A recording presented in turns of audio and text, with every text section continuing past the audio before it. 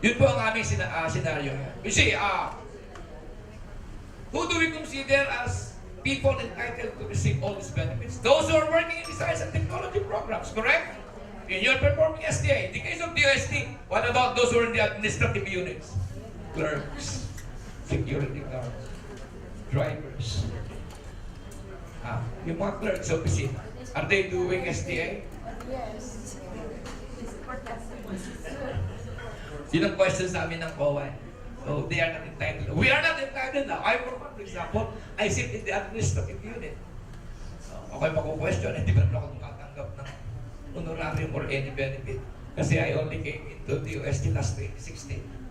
So, wala pa akong 5 years. The others who are working in the admin, they're being questioned by COA. But what is our contention? Why we should be considered as STA people? We are directly or what? Indirectly. We are directly supporting those people who are involved in STA.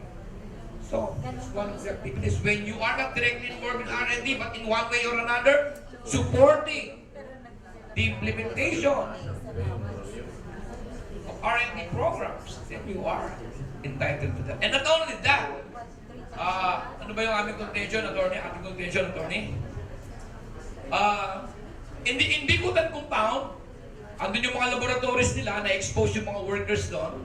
Of course, masatos yung kanilang environment, they are receiving 30%. Kasi may mga radiation, blah blah blah doon. We mingle with those people. O, di ba? Attend kami ng flag ceremony, nakakasalubong namin yung araw-araw. Di ba? Kung na-radiate na itong tao ito, tapos nakakausap ko Is it not a big possibility that I get radiation as well? Bakit hindi kami makukonsider na working in a risky environment? We are. Ayaw ng COA. Kaya nakakarating kami palagi sa Supreme Court ngayon. Yeah, di ba? Hazard allowance is indeed a very controversial issue. But for you guys, I'm sure, you'll not be having difficulty in this. If you do pay all your administrative workers with hazard pay at your own risk, at least pwede kayong kumopya ng aking mga petition for review. Ay sinabit sa Supreme Court. Hindi na kayo maghihirap. Hiramin na lang nyo kaya tolyan dyan. Asan po ba yun? Kukopyahin na lang namin. Maigi nga yun Marami tayo nagpipetition sa Supreme Court. Para maintindihan nila. We're fighting for the rights of scientists, researchers, and engineers. We're entitled to that under the law. Why deny these people? How can we convince a lot of people to go into science and technology program? Specifically our young people.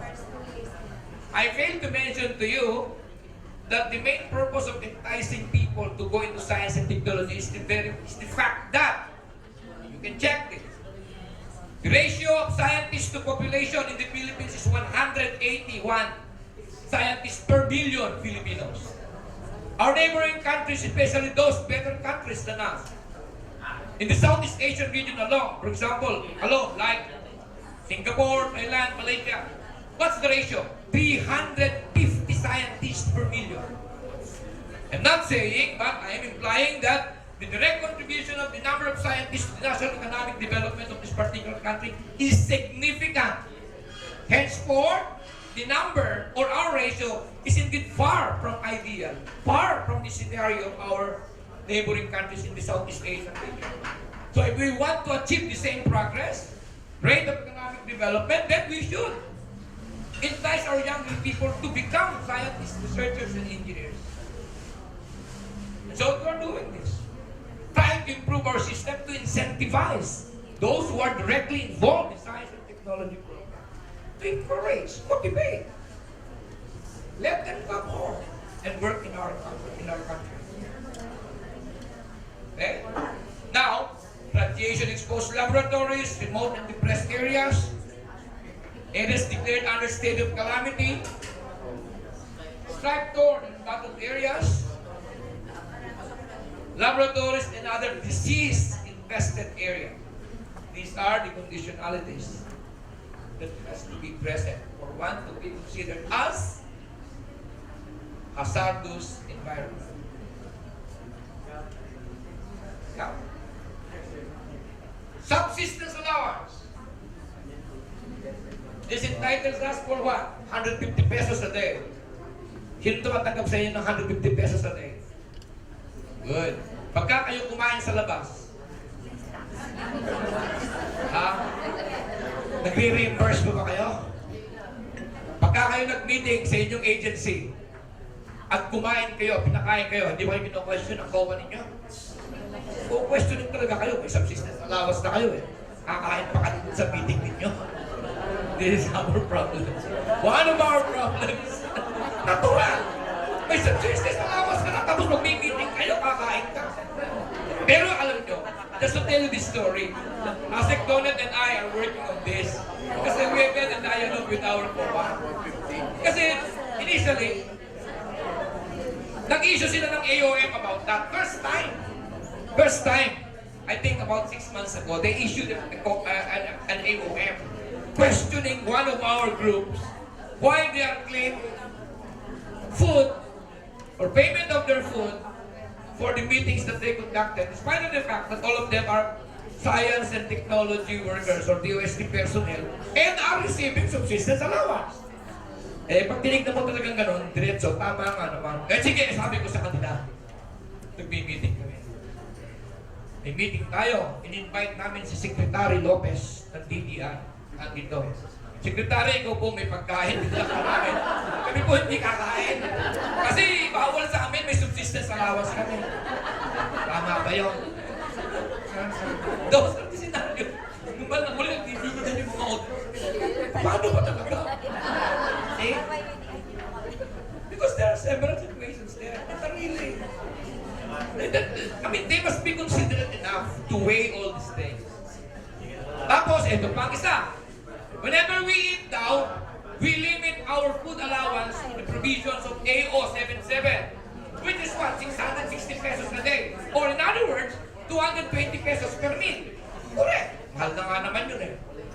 O sir, bisita mo ulit si Secretary Lopez at si Secretary Simato. Kakain kayo doon. Pakakanin mo siya ng 220 pesos. Sir, kasi limited tayo eh. Hanggang 220, binilang ka namin ng Jollibee. Ganon? O, anong accepted doon? O, walang policy ka doon.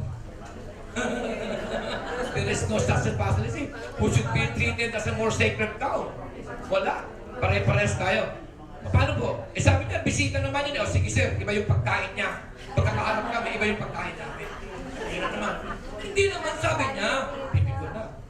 Pagka medyo mga VIPs, iba namang level, hindi kayo covered, no? Eh may kasama po kaming mga worker na ordinary. Eh di iba po yung kakanin nila, at iba yung kakanin namin. Ano yun? Alipin sa gigilid, saka kami, alipin na mga sabi nung auditor, ano ba talaga?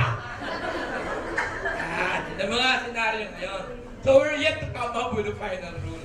Although we're already discouraging our offices and units within the DOST-STII, we're asking them to avoid serving meals when they themselves are the one doing a meeting, conducting a meeting. But when there are some visitors, definitely, that is an exception to the rule. Alam namin yun.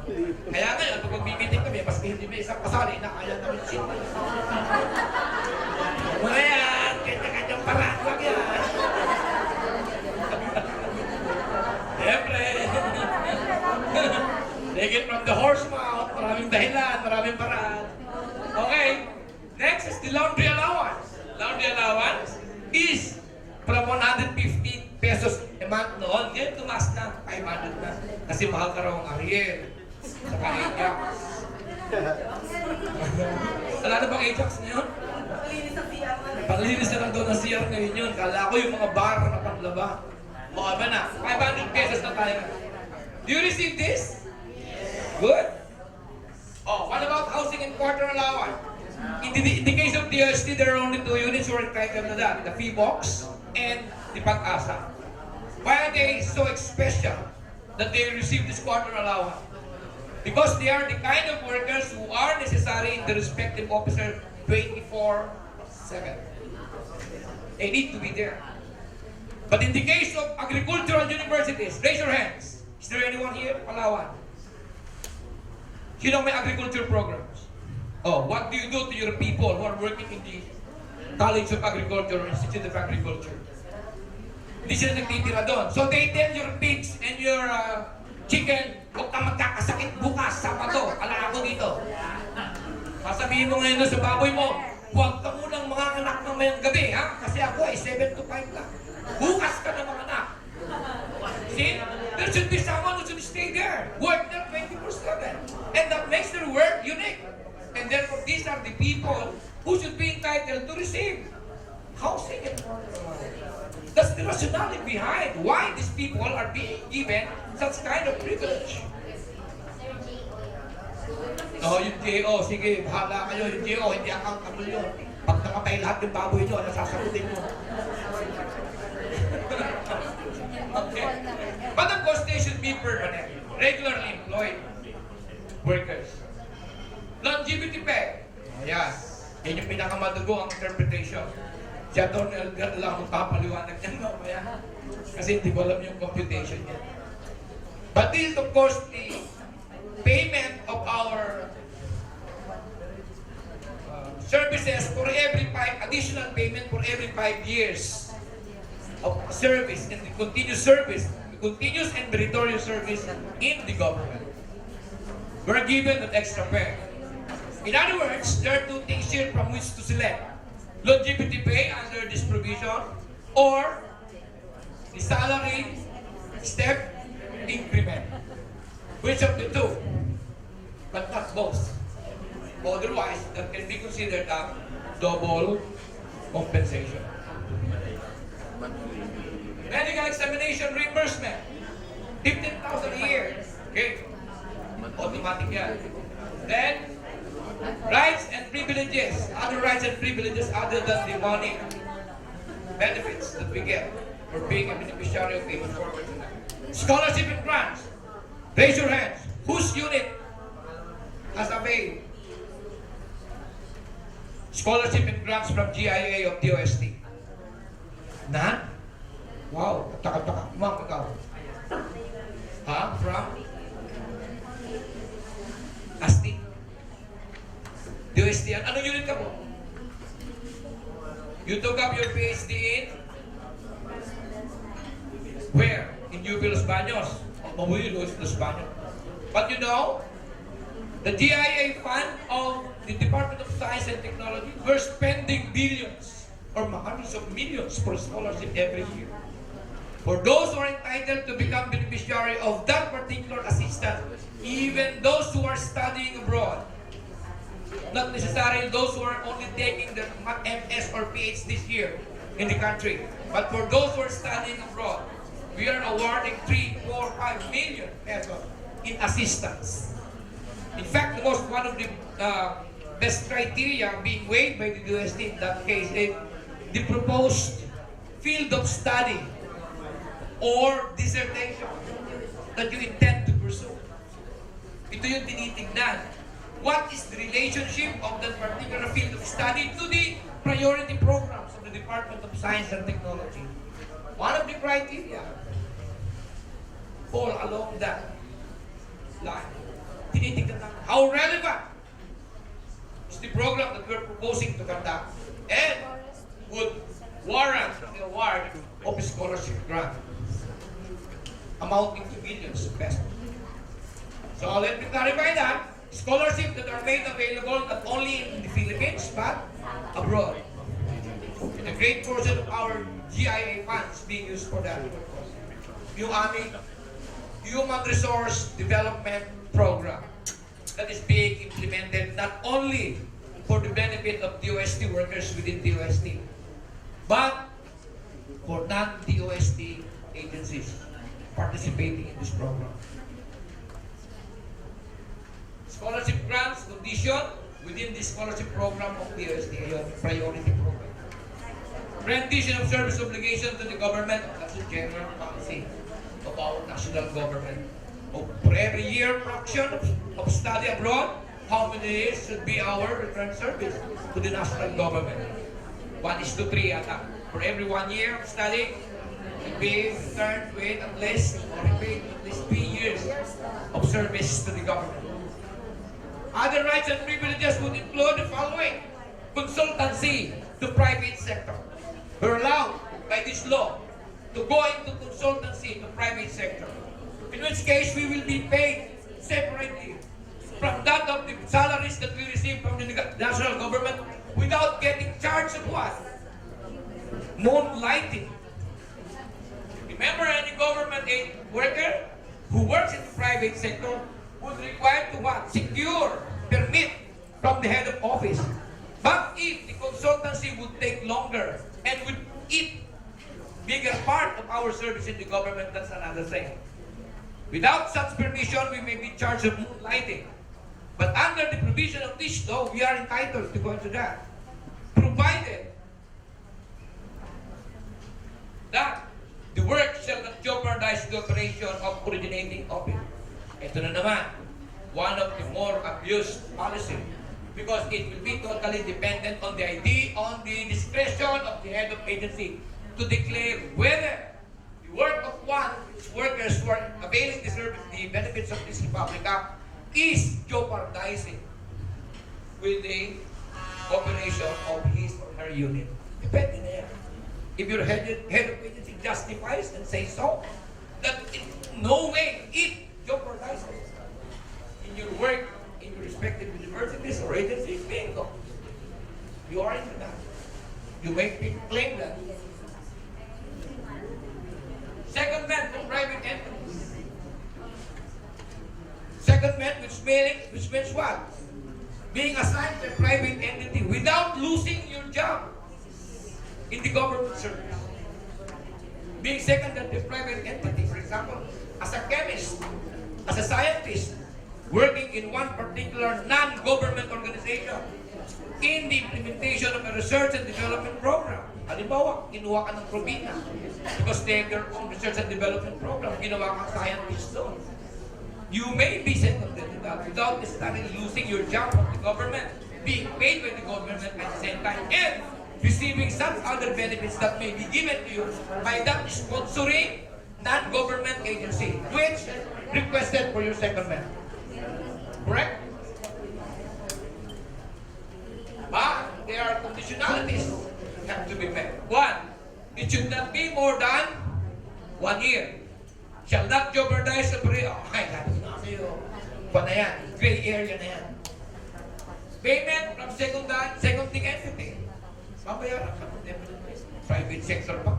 Mas mabilis magbayad yan sa gobyerno. Kasi walang kaway na. Period of secondment included in computing retirement. Look, it's not because you're assigned a private entity under the condition of secondment would necessarily mean your government service is cut or there will be a gap. No. Never. Period of secondment in the private entity would still be considered as a government service. And no way it should affect the tenure or seniority rights, which you are entitled to when you're in secondment. You remain to be what?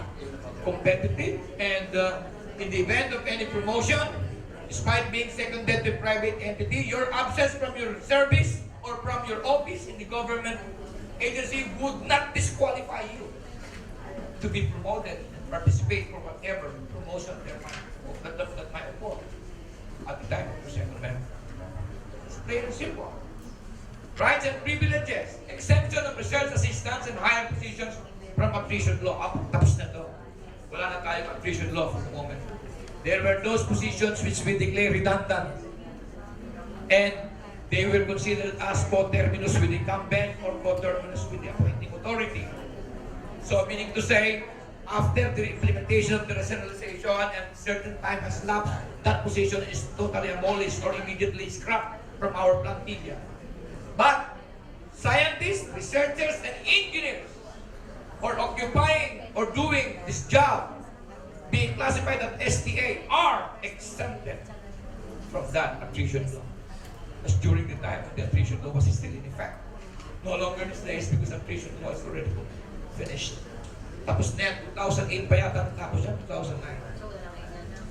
Automatic grant of one salary grade higher than basic salary upon retirement. Who would like to retire?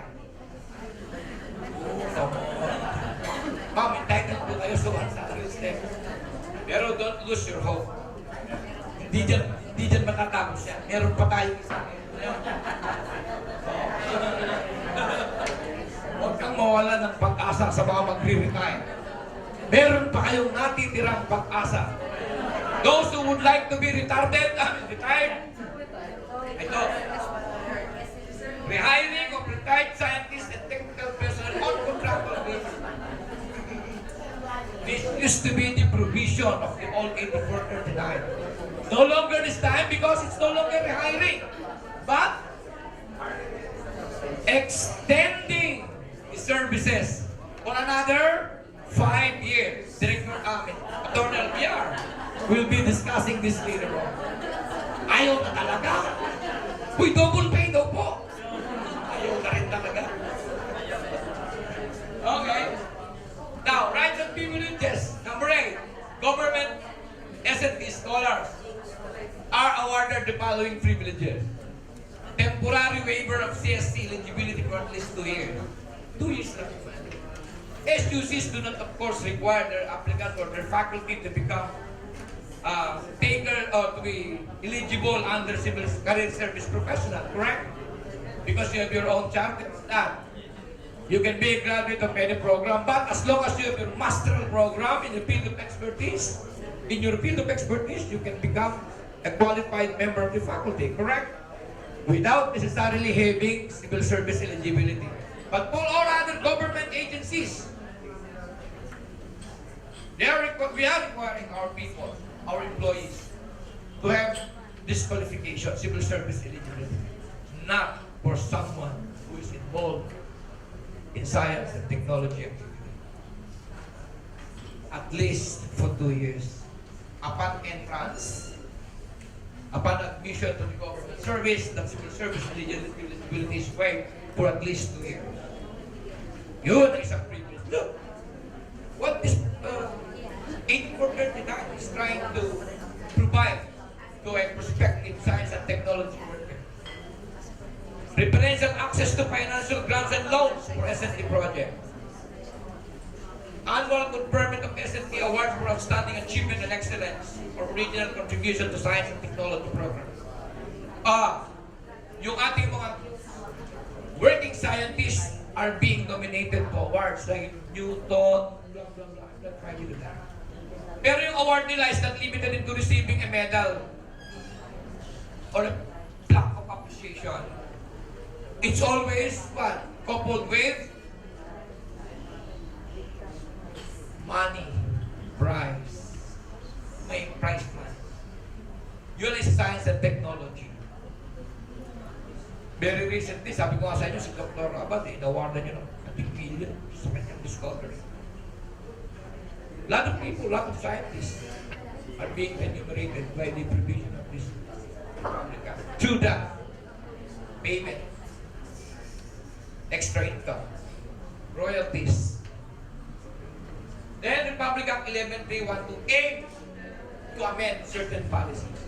So that ends my review of Republic Act 8439, and Attorney Albiar will be discussing the amendments that have been infused to the original version of 8439, specifically on Section 2. Later on, we're going to have a question and answer question. We will open forward. So with that, I will be expecting some reactions from you. Thank you very much.